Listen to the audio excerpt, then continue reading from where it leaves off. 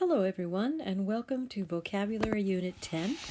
We are taking our terms from the Renaissance period right now, from the sonnets and Federico's Falcon. We are only going to do the first 12 words right now. Okay, so here we go. These are the terms that are coming from Federico's Falcon. And let me just put my color in for my pen. You can see the root word of court here, and when you're using this expression to describe someone, if they're known for their courtliness, that means that they are known for their polite and formal behavior. So if someone is being courtly, okay, they're not being rude. He was the model of courtliness. He was gracious and kind, even to those people who disagreed with him. An heir is a person who inherits. And you can inherit money. You can inherit property. You can inherit titles from someone who has passed on.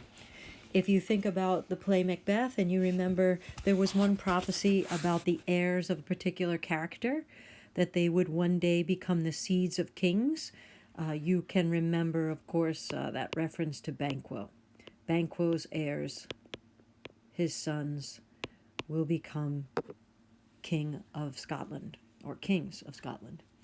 A joust is a kind of sport from the medieval and Renaissance times that involved fighting with a lance. That's just a long spear-like instrument on horseback.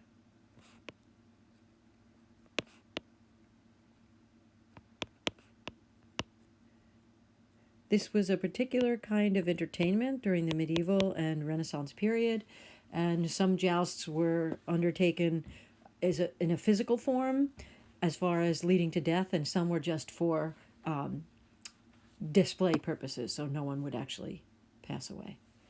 Presumption is the act of believing something to be true without the evidence or proof. So the act of believing something is true without proof. In our country, there is the presumption of innocence for any person brought to court. We presume that they are going to be innocent of the crime. It's up to the prosecutor to prove that there is something that takes away from the defendant's innocence. Okay, so presumption is the act of believing it's true without any kind of proof. Prowess is skill or ability. If you remember, Andromache and even Hecuba and Priam were worried about the prowess of Achilles, and Andromache told her husband Hector to not go outside. She knows how vicious Achilles can be. After all, he destroyed everyone in her family, but he was certainly known for his prowess on the battlefield. And renown as a noun form, okay, because it also is listed on your vocab sheet as the adjective form, so we'll talk about both. A state of renown is the state of being famous.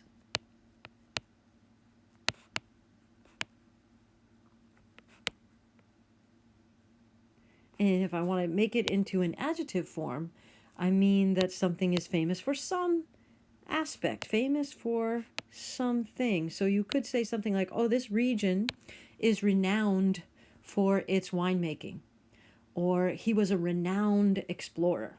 So you're going to put this in front of a noun, and this will stand all by itself. And so we continue.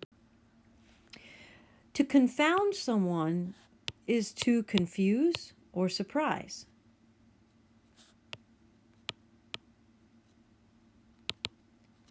So you might say, he confounded his doctors by recovering from a fatal illness. And when we add the ed onto it, this is an expression of anger. oh, those confounded kids, those meddlesome kids, what a confounded nuisance you are. So it can be used to express anger as well.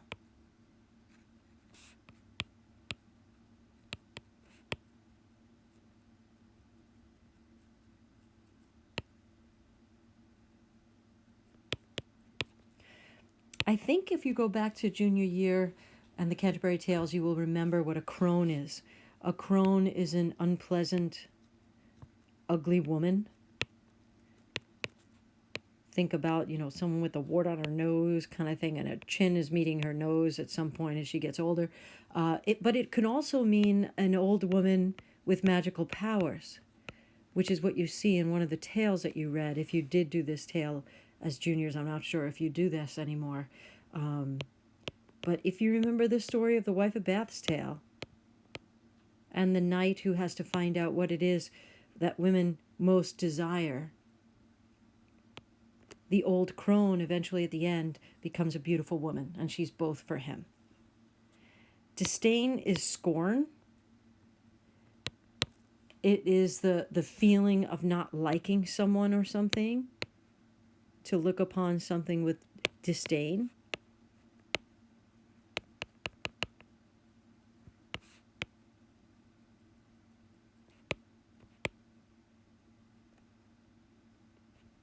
So you could say, Achilles' disdain for Hector was readily apparent in book 22 of the Iliad. To ruminate, this is a great word. Obviously, most of you probably know that to ruminate is to think carefully or to ponder. And it actually comes from the animal world, the agricultural world. When an animal would ruminate, he would technically, bring up his food from his stomach and chew it again like a camel or a cow. And the word rumen actually is the throat or the gullet, So the expression of chewing the cud, that comes from animals, but it also means to sort of mull things over, to really think about something before you do it. In Sonnet 3 by Petrarch, the expression the shaft and the sheaf go side by side. And although many times we think of a sheaf as objects held together or tied together, like a sheaf of papers, or you could say sheaves of corn, In our case, a sheaf is actually a kind of arrow for Petrarch. And it was a kind of arrow that was made of hard wood. At least the shaft of it was made of hard wood. And it was specially designed to do more damage. So it fits well in his sonnet, because he's talking about how this woman has done so much damage to him, that she's pierced his heart. And of course, we've talked about, or we will talk about, all of the references that he has in there to build up that sort of extended metaphor of love being a hunter. And so it's appropriate that our last word is snare, because a snare is a trap. It's a trap for catching little animals.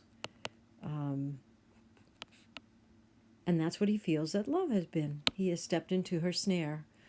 And there you have it, the first set of words from the Renaissance period.